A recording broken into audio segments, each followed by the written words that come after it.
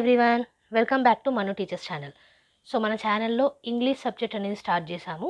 So ఇవాటి క్లాస్లో దాని యొక్క కంటిన్యూషన్ చేస్తున్నాం. సిలబస్ వీడియో అనేది ఉంది, చూడలేదంటే కనుక ఈ వీడియో ఎండింగ్లో యూనిట్ 1 ఒక ప్లేలిస్ట్ కనిపిస్తుంది, అక్కడనే సిలబస్ వీడియో కూడా ఉంటుంది, చూసేయండి.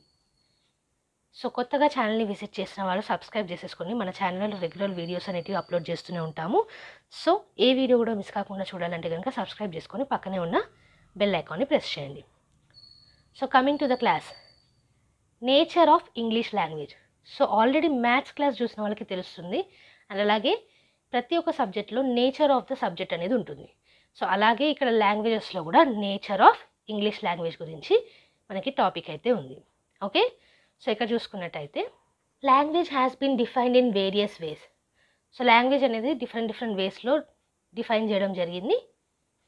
Bernard Block says language is a system of arbitrary vocal symbols through which social group cooperates. So Bernard Block గారు ఏమంటున్నారు, లాంగ్వేజ్ అనేది ఒక ఆర్బిట్రరీ వోకల్ సింబల్స్ అనేది అంటున్నారు, వాయిస్కి సంబంధించింది. ఓకే, సో దాని ద్వారా సోషల్ గ్రూప్ అనేది కోఆపరేట్ అవుతుంది అంటున్నారు. ఇంకా చూసుకున్నట్టయితే ఓటో జెస్పర్సన్ opines a set of human habits, the purpose of which is to give expressions of thoughts and feelings and to impart them to others. So ఓటో జెస్పర్సన్ ప్రకారంగా ఒక సెట్ ఆఫ్ హ్యూమన్ హ్యాబిట్స్, దాని పర్పస్ ఏంటి, మన థాట్స్ని ఫీలింగ్స్ని ఎక్స్ప్రెస్ చేయడం, అది ఇంకొకరికి రీచ్ అయ్యేలాగా, దాన్నే లాంగ్వేజ్ అనేసి అంటున్నారు. Sapir observes language is purely human and non instinctive method of communication ideas, emotions and desires by means of a system of voluntarily produced symbols. So Sapir గారి ప్రకారంగా లాంగ్వేజ్ అనేది ప్యూర్లీ హ్యూమన్ అండ్ అలాగే ఇది non instinctive method, instinctive కాదు non instinctive method, దేనికి, ఐడియాస్ని ఎమోషన్స్ని మనకు కావాల్సిన వాటిని కమ్యూనికేట్ చేయడానికి, దేని ద్వారా, వాలంటరీగా ప్రొడ్యూస్ అయ్యే సింబల్స్ ద్వారా. ఇంకా చూసుకుంటే Dwight Bollinger believes language is species specific. It is a unique human trait shared by cultures so diverse and by individuals physically and mentally so unlike one another. So Dwight Bollinger ప్రకారంగా language అనేది స్పీసీస్కి సంబంధించిన specific అనమాట, అంటే human beings. Okay, మనకే యూనిక్గా ఉంది ఇది, మన కల్చర్స్ అన్ని డిఫరెంట్గా ఉన్నాయి, ఇండివిజువల్స్గా మన ఫిజికల్గా మెంటల్గా కూడా మనం డిఫరెంట్గా ఉంటాము, కానీ వీ షేర్ ఏ లాంగ్వేజ్, అది డ్వైట్ బౌలింగర్ గారు అంటున్నారు. So coming to the nature of the language, English language పర్టికులర్గా. So language is system of system, ఇది one of the nature. Language is complete system with many sub systems. Language అనేది ఒక system లాంటిది, ఆ సిస్టంలోనే మనకి చాలా సబ్ సిస్టమ్స్ అనేవి ఉన్నాయి. ఆ సబ్ సిస్టమ్స్ ఏంటి అని అంటే including system of sound, phonology అంటారు, సిస్టమ్ ఆఫ్ సౌండ్ ఉంటుంది, సిస్టమ్ ఆఫ్ వర్డ్స్, మోర్ఫాలజీ అంటారు, సిస్టమ్ ఆఫ్ స్ట్రక్చర్, సింటాక్స్ అంటారు, సిస్టమ్ ఆఫ్ మీనింగ్, సెమాంటిక్స్, అలాగే సిస్టమ్ ఆఫ్ యూసేజ్, యూజ్ చేయడం, సో ప్రాగ్మాటిక్స్, ఇవన్నీ కూడా సబ్ సిస్టమ్స్ లెక్కనే వస్తాయి. All these sub systems form an independent network and an integral system like human body. ఇవన్నీ sub systems కలిపి ఒక ఇండిపెండెంట్ నెట్వర్క్ లేదా ఒక ఇంటిగ్రల్ సిస్టమ్ అనేది ఫామ్ చేస్తుంది. If any one of them fails the others are affected. ఏదైనా ఒక్కటి fail అయినా, system of sound, system of words, system of structure, ఏదో ఒకటి ఫెయిల్ అయినా సరే మొత్తంగా ఎఫెక్ట్ అవుతుందన్నమాట. A language lays down standard rules and conventions like any other system in life. ఒక సిస్టమ్ అంటే దాంట్లో రూల్స్ ఉంటాయి, స్టాండర్డ్స్ ఉంటాయి, సో అవన్నీ మనకి లాంగ్వేజ్లో కూడా ఉంటుంది. అందుకే లాంగ్వేజ్ని సిస్టమ్ ఆఫ్ సిస్టమ్ అంటారు. ఓకే, నెక్స్ట్ చూసుకున్నట్టయితే language as a skill. The subject like science, mathematics, social sciences are known as content subjects in which certain body of information related to the subject is transmitted by the teacher and learners remember and reproduce at the time of examinations. చూసుకున్నట్టయితే science కానివ్వండి, maths కానివ్వండి, social sciences కానివ్వండి, వీటిని content subjects అంటాం. అవునా, బీఎడ్లో కూడా content అంటాం వీటిని.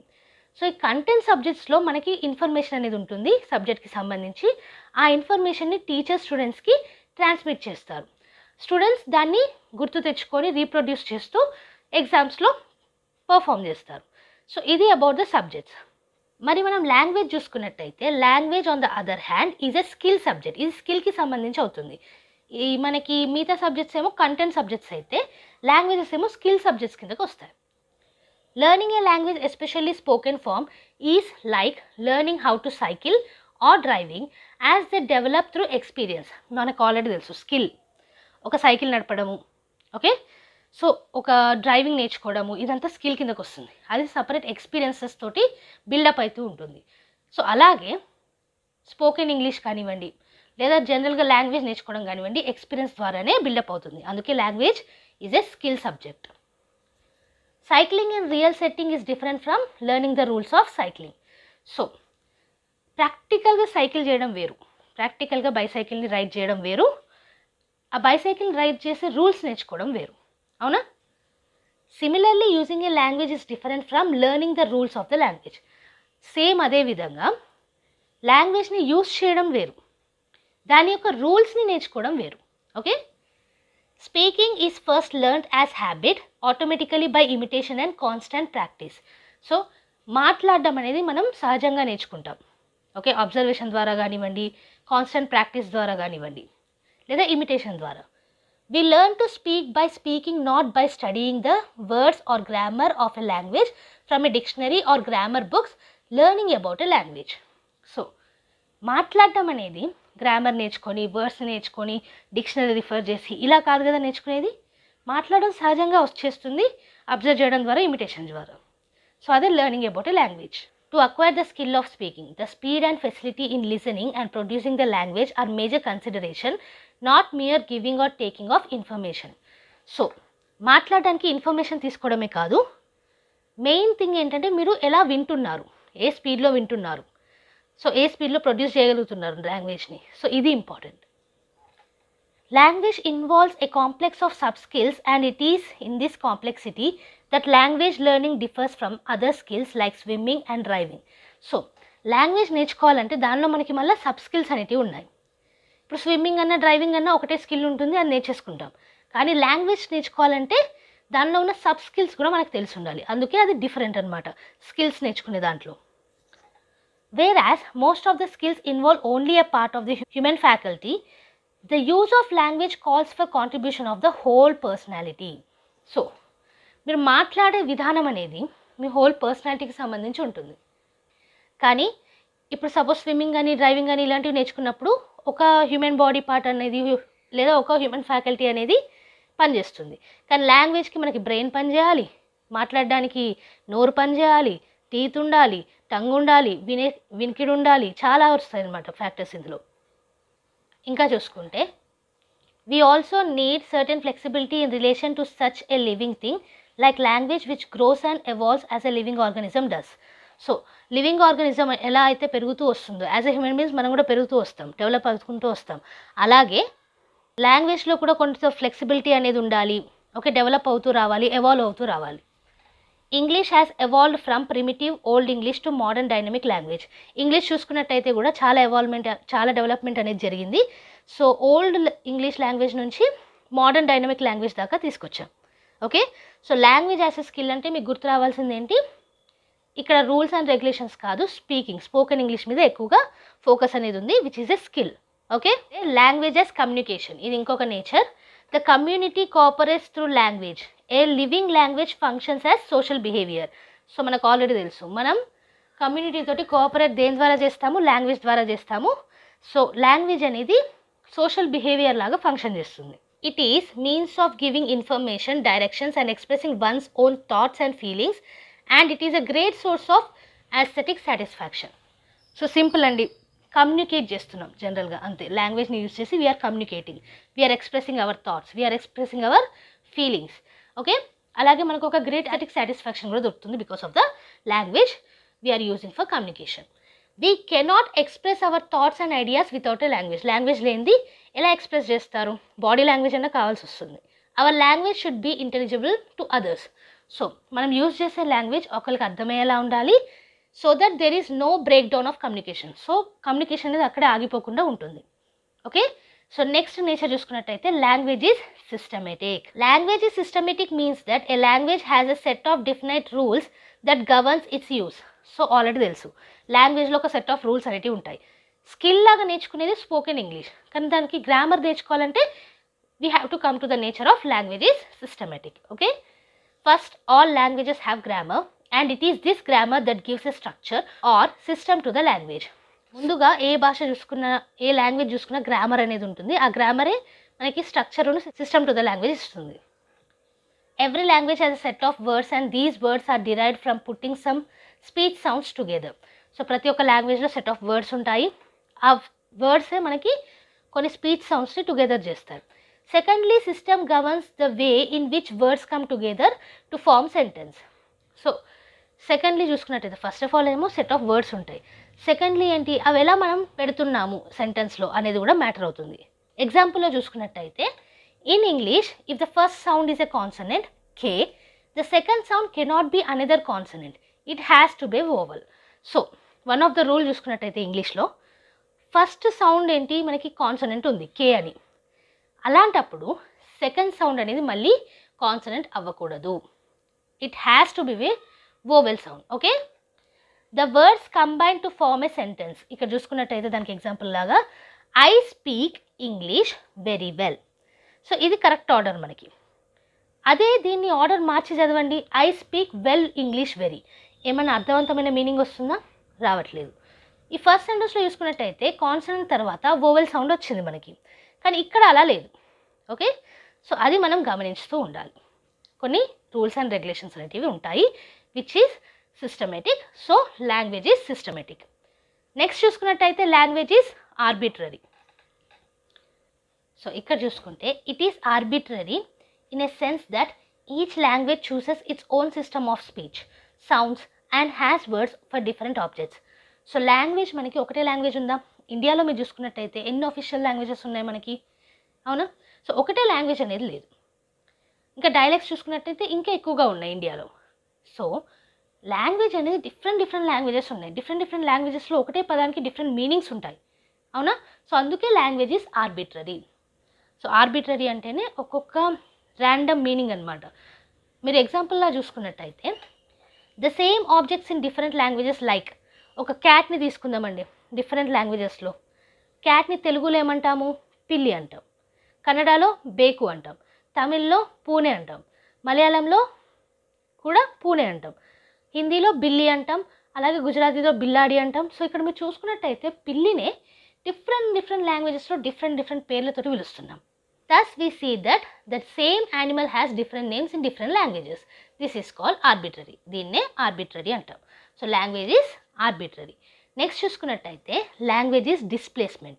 Displacement is another important feature that language exhibits. So ఇది ఇంకొక ఇంపార్టెంట్ ఫీచర్ మనకి. We are able to talk of the past, future and also about places that are away from us. So displacement ద్వారానే మనం కమ్యూనికేషన్లో past గురించి, future గురించి, so present గురించి, places మనకు కనిపించని ప్లేసెస్ ఉంటాయి కదా, వాటి గురించి మాట్లాడగలుగుతున్నాం.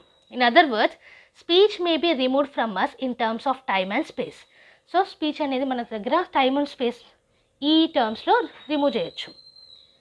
ఫర్ ఎగ్జాంపుల్ చూసుకున్నట్టయితే you can talk to your friend about an event you have experienced many years ago. అవునా, ఎప్పుడో జరిగిన విషయం గురించి మనం మన ఫ్రెండ్ తోటి ఇప్పుడు మాట్లాడగలుగుతాం. So that is called displacement. So అందుకే language is displacement. It is not necessary for the object to be in front of you. So abstract కాన్సెప్ట్ని కూడా, ఎప్పుడో జరిగిన దాన్ని కూడా, మీ కళ్ళ ముందు కనిపించిన దాన్ని కూడా మీరు కమ్యూనికేట్ చేయొచ్చు through language. So language is displacement. Next చూసుకున్నట్టయితే language is creative. This means that each sentence we use in our daily life is a new sentence. So ఒక్కోసారి కొత్త సెంటెన్సెస్ మనం డైలీ లైఫ్లో యూజ్ చేస్తూనే ఉంటాము. We may repeat a sentence but may not do so exactly the same way we uttered it for the first time. So సెంటెన్సెస్ని మనం repeat చేయొచ్చు, ఒకటే దాన్ని మళ్ళీ చెప్పొచ్చు, కానీ సేమ్ విధానంలో చెప్పకపోవచ్చు. ఓకే, సో కొత్త సెంటెన్సెస్ అనేది ఒకటే విషయాన్ని, రిపీటెడ్ విషయాన్ని చెప్పడానికి కూడా మనం యూజ్ చేయొచ్చు. The animals make sound in the same manner every time but we can express, అంటే man can express the same message in different ways each time. Animals ఆకలి అయితే ఒకటే సౌండ్ ఇస్తాయి, ఓకే, మందని పిలవాలంటే ఒకటే సౌండ్ ఇస్తాయి, కానీ మన హ్యూమన్ బీయింగ్స్కి మాత్రం ఈ యూనిక్ ఫీచర్ ఉంది. ఒకటే మెసేజ్ని డిఫరెంట్ టైప్స్లో, డిఫరెంట్ వేస్లో ఎక్స్ప్రెస్ చేయొచ్చు.